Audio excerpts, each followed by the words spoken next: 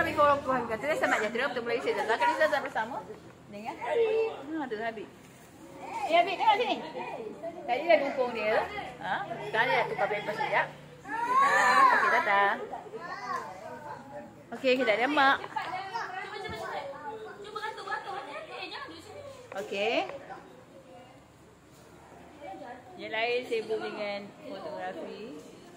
Sana. Okey ramai. Kita nak pergi jalan lepas ni. Okey, ini mak mentua Zaza. Yang berada di Kuala Kangsar. Kita beraya rumah dia lah.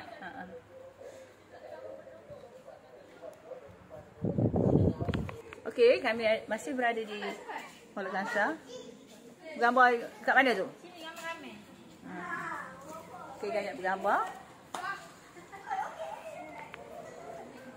Sama yang lain.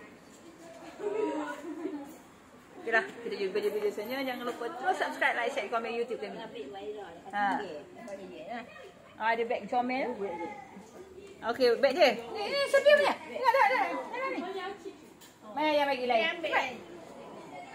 Dah ni. Nak coklat. Dia nak coklat. Tu pak cik tu ambil. Tak pak cik. Pak cik tu bagi. Ambil. Pak cik tu bagi ambil. Coklat. Abang tu kan. Abang nak ambil. Ni. Anak.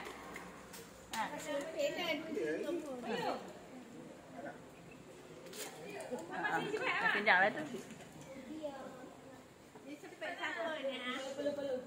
Budak itu lah tadi.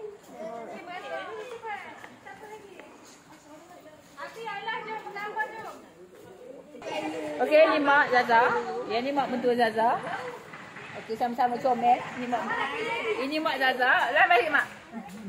Ni mak mentua Zaza. Comel dua-duanya, cantik. Tak ada. Abang. Ini anaknya iaitu suami. Abang tunjuk. Tu. Dia kena buat payah.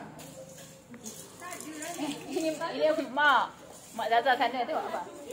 Mak Zaza sana. Mak Zaza. Ini mak mentua. Sama hijab. Sama-sama cantik. Dari muda hingga sekarang.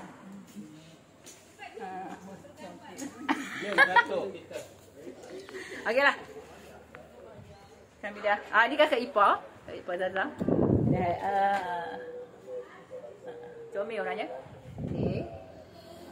Kita lagi tak?